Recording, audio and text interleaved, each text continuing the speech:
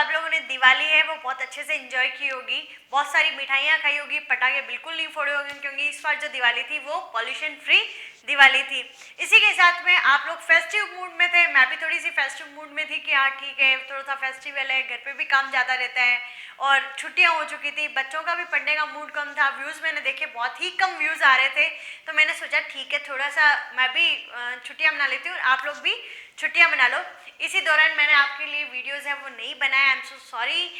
Then हम लोग वापस कंटिन्यू करते हैं सारे वीडियोस, अपना सिलेबस है उसको कंटिन्यू करने का, क्योंकि और कहीं पढ़ाई है वो डिस्टर्ब हो नहीं हो, लेकिन 10th और 12th के बच्चों की पढ़ाई है वो बहुत ज़्यादा डिस्टर्ब चल रही है ना, स्कूल्स का पता चल पा रहा है। आप भी बोल रहे हैं कि स्कूल्स ओपन होंगे, लेकिन अभी तक कुछ भी नहीं पता चल रहा कि किस टाइप से सिलेबस करवाया जाएगा या किस टाइप से स्कूल्स है वो वापस रीओपन होकर ढंग से चल पाएंगे, क्योंकि बीच में ये स्कूल्स ओपन कर देते हैं, बीच में वापस ऑफ कर देते हैं, कभी कुछ भी नहीं पता चल रहा है। ये सेशन आप लोगों का बहुत ही बुरा जा रहा है, I know very well, but हम कोशिश करेंगे कि यहाँ पे हम लोग अच्छे से अपना सिलेबस है वो कवर कर रहे हैं, अच्छे से हम लोग हमारा सिलेबस है वो पढ़ रहे हैं।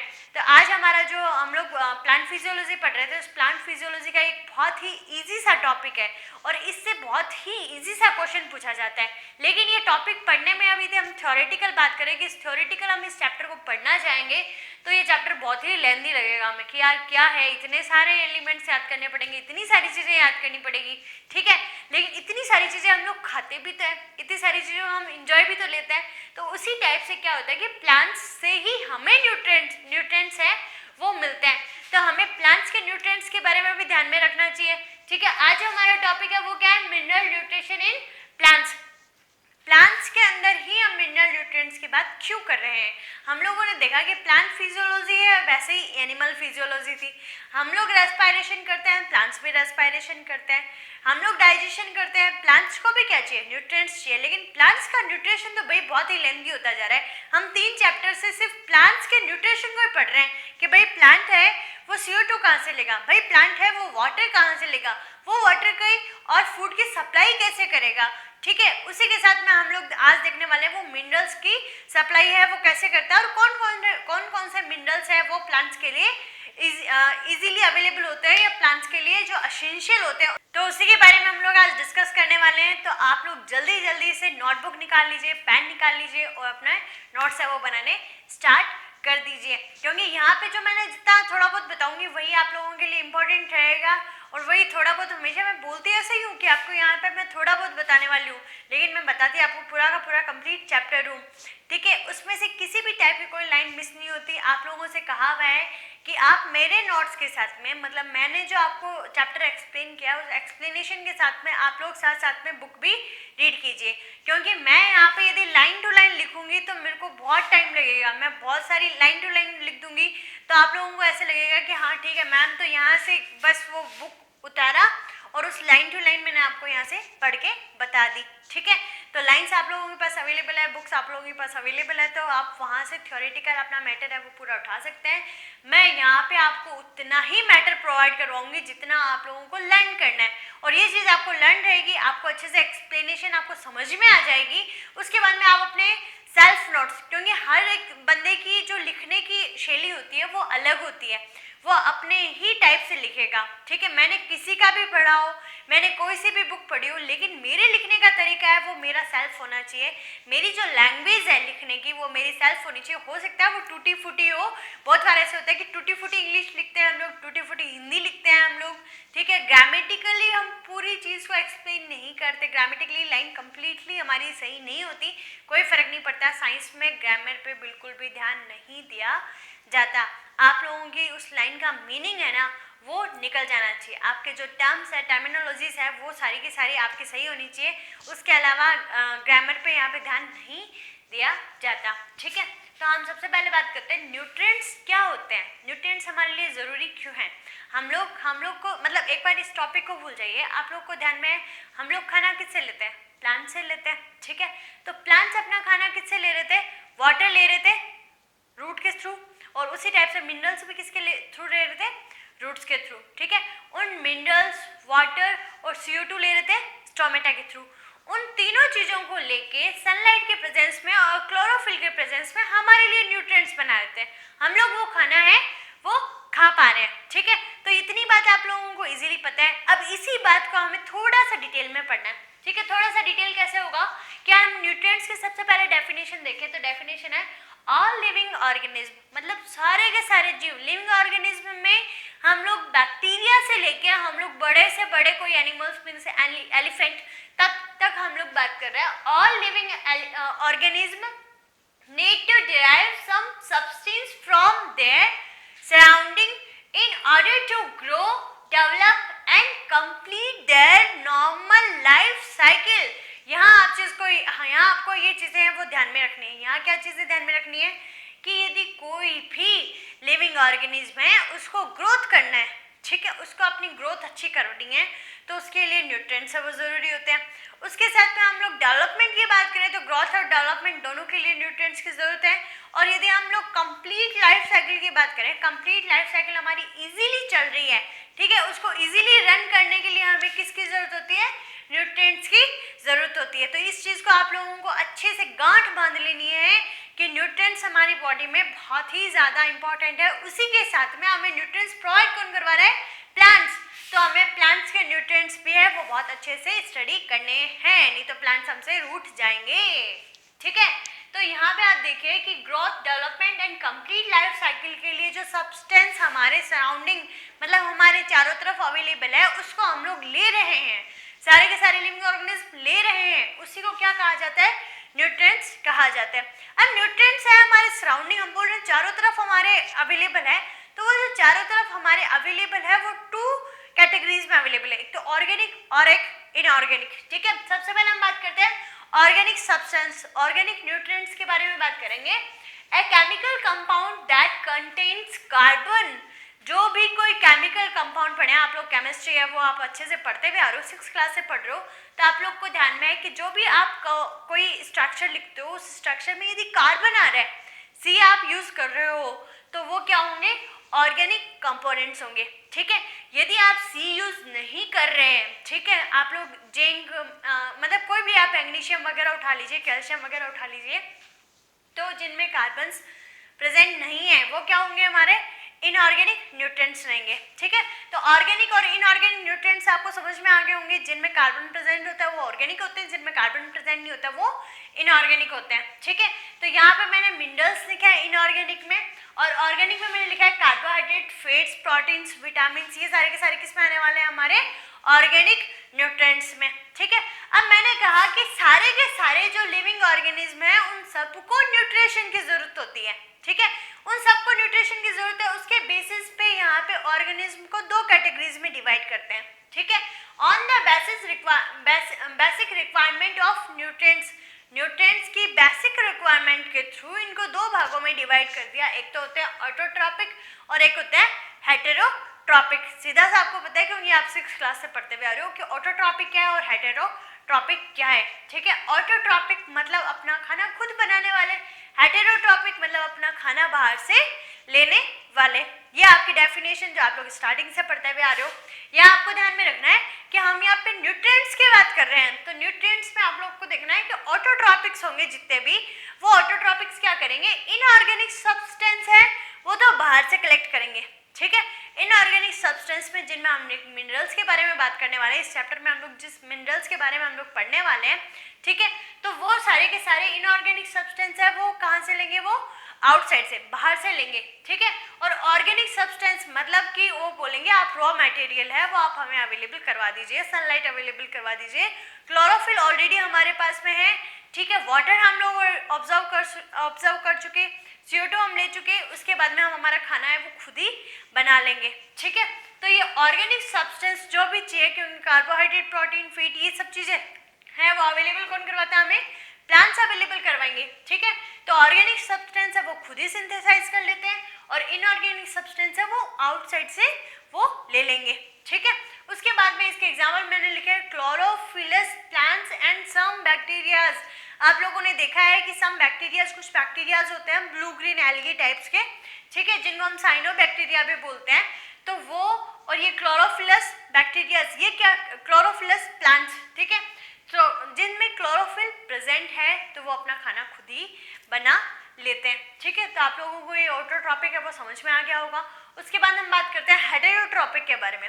अब ये जो हेटेरोट्रॉपिक है वो क्या करेगा, they depends of external source for both organic and inorganic nutrients या सब्सटेंस।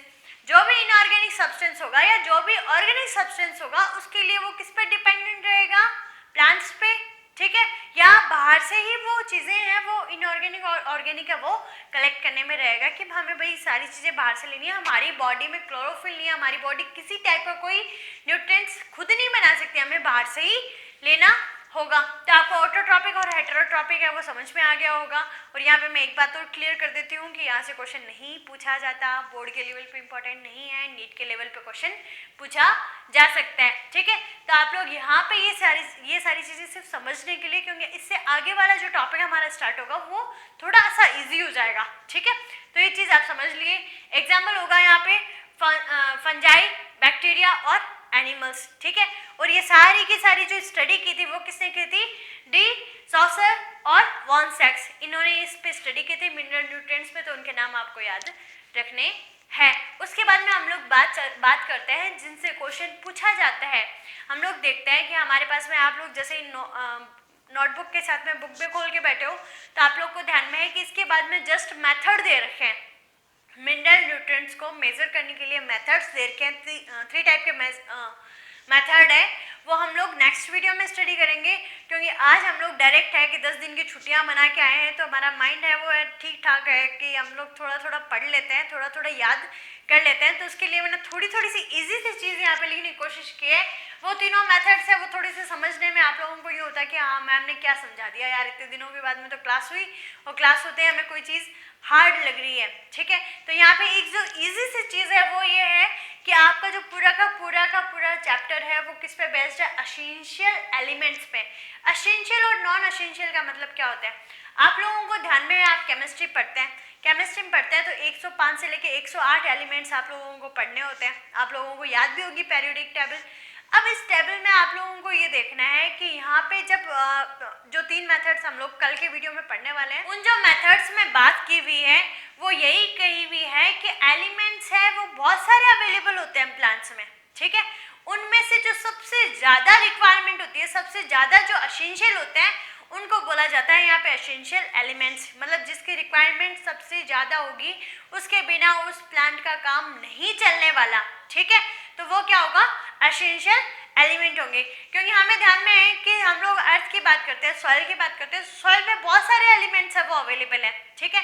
सारे मिनरल्स है वो वहाँ पे अवेलेबल हो सकते हैं, प्लांट्स में भी वो एब्जॉर्ब किए जा सकते हैं, लेकिन उसमें से एसेंशियल एलिमेंट्स ही प्लांट के अलग अलग, हम लोग अलग अलग इसके स्ट्रक्चर देखने वाले हैं।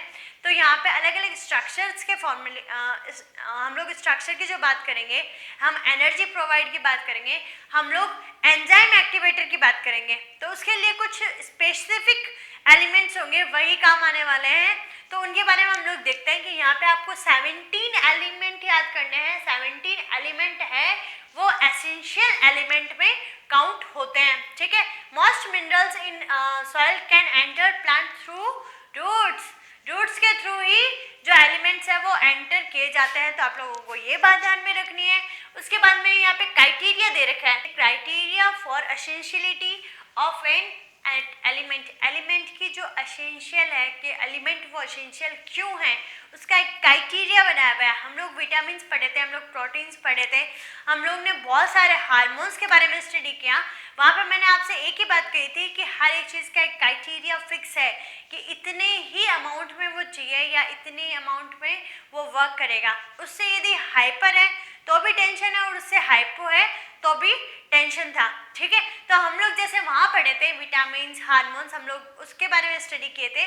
उसी के साथ में हम लोगों को यहाँ पे भी देखना है कि यहाँ पे भी कुछ क्राइटेरिया है वो यहाँ पे बनाया हुआ है। अब ये क्राइटेरिया किस टाइप से है तो वो आप देखिए, यहाँ पे फर्स्ट क्राइटेरिया है वो है कि ग्रोथ, डेवलपमेंट और रिप्रोडक्शन के लिए। मतलब कि यहाँ पे कुछ एलिमेंट्स ऐसे होते हैं जो सिर्फ ग्रोथ फैक्टर पे काम करेंगे, जैसे हम लोग ग्रोथ हार्मोन के बारे में बात करते हैं। डेवलपमेंट के लिए हमारे पूरी बॉडी का डेवलपमेंट होता है, उसी टाइप से प्लांट का डेवलपमेंट होता है। तो प्लांट डेवलपमेंट के लिए भी कुछ कुछ एसेंशियल एलिमेंट्स होते हैं। हम लोग 17 एलिमेंट्स के बारे में स्टडी करने वाले हैं। तो उनमें हम लोग यही बात देखेंगे कि लीव्स की ग्रोथ के लिए कौन अवेलेबल है, ठीक है, स्टेम, रूट, हर एक चीज़ के लिए, डेवलपमेंट के लिए, उसके ग्रोथ के लिए अलग अलग एलिमेंट्स किस टाइप से फंक्शन कर रहे हैं उसके बारे में हम लोग स्टडी करने वाले हैं। देन नेक्स्ट फैक्टर होता है रिप्रोडक्शन। जिस टाइप से हमारे रिप्रोडक्शन हार्मोन्स काम करते हैं उसी टाइप से यहाँ पे भी रिप्रोडक्शन के लिए भी कुछ एलिमेंट्स है वो एसेंशियल होते हैं, ठीक है। उसके बाद में हम बात करें the requirement of the element must be specific. जो भी रिक्वायरमेंट रहेगी, ऐसे नहीं कि ग्रोथ के लिए हम लोग कोई सा भी एलिमेंट उठा लो, डेवलपमेंट के लिए कोई सा भी उठा लो, रिप्रोडक्शन के लिए कोई सा भी उठा लो, ऐसा नहीं चलेगा उसमें काम, ठीक है। यहाँ पे सीधा सीधा लिखा हुआ है the requirement of the element must be specific. Specific होती है, विशिष्ट होती है कि भाई वो एलिमेंट काम करना है तो वही एलिमेंट काम करेगा, ठीक है। And not replaceable by another element. भाई क्लियर हो गई ये बात कि कोई भी एलिमेंट है वो उसको रिप्लेस नहीं कर सकता। जहाँ जो काम आना है वो वहीं पे काम आना है। ऐसा नहीं है कि हम Mg+2 पढ़ते हैं, Ca+2 पढ़ते हैं तो भाई Mg की जगह हम लोगों ने Ca डाल दिया, ऐसा नहीं होगा। Mg का काम अलग रहेगा, Ca का काम है वो अलग रहेगा, ठीक है। Ca यहाँ पे वो चार्टेड अकाउंट वाला Ca नहीं है, कैल्शियम वाला Ca है, ठीक है।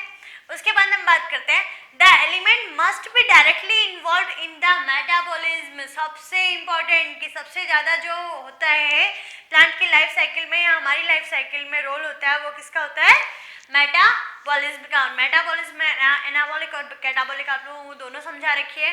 तो आप मेटाबॉलिक में सबसे ज़्यादा जो एसेंशियल होते हैं वो एलिमेंट्स होते हैं क्योंकि केमिकल रिएक्शन हो रही है। भाई केमिकल रिएक्शन में सबसे ज़्यादा क्या ज़रूरी है, यहाँ पे एलिमेंट्स ही जरूरी है, ठीक है। उसके बाद में जो क्वेश्चन पूछा जाता है, ये क्राइटेरिया आपके लिए इंपॉर्टेंट रहेगा। क्राइटेरिया में आपको 3 पॉइंट्स है और मे बी शायद 4 पॉइंट्स आपके बुक में दे रखे हैं, तो आप लोग इन 3 पॉइंट्स याद रखेंगे तो वो आपके लिए इनफ रहेगा। उसके साथ में हम बात करते हैं मैक्रोन्यूट्रिएंट्स और माइक्रोन्यूट्रिएंट्स के बारे में। मैक्रो का मतलब सीधा समझ में आ रहा है कि वो बहुत ही लार्ज अमाउंट में होगा और माइक्रो का मतलब बहुत ही स्मॉल अमाउंट में होगा, ठीक है। सीधा नाम से समझ में आ रहा है।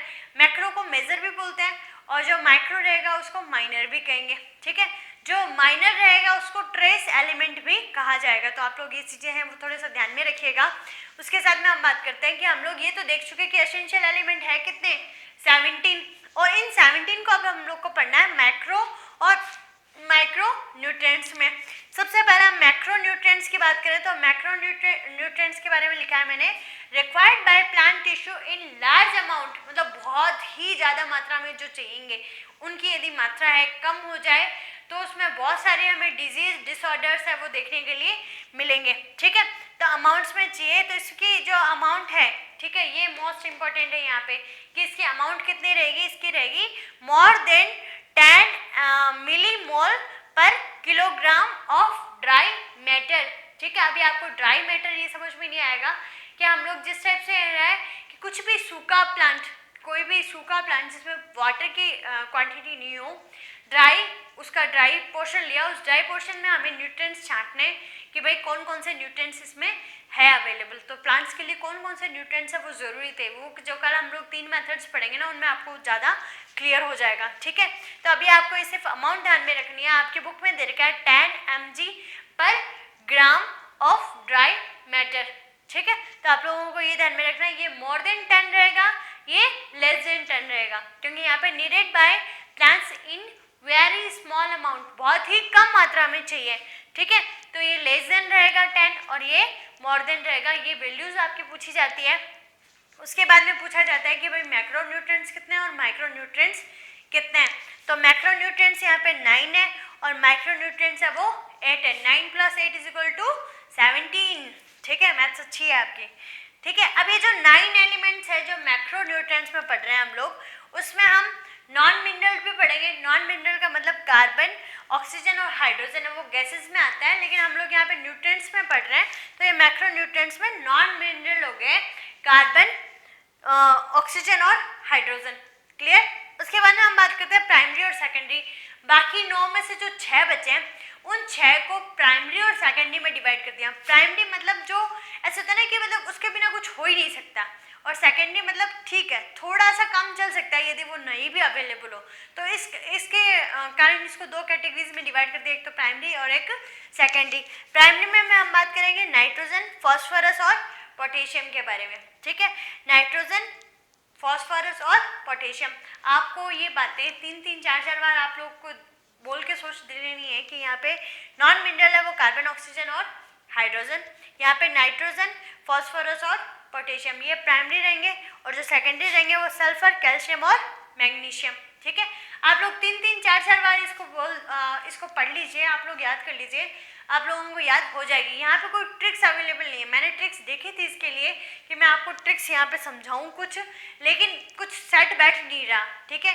आप लोगों को यह है कि मैं डायरेक्ट ये बता दूँ कि SCM या NPK इस टाइप से ये ट्रिक्स बैठती नहीं है, आप लोग सीधा सीधा इनके नाम याद कर लीजिए। तीन तीन नाम याद करना आपके 12th स्टैंडर्ड में कोई बड़ी बात नहीं है, ठीक है।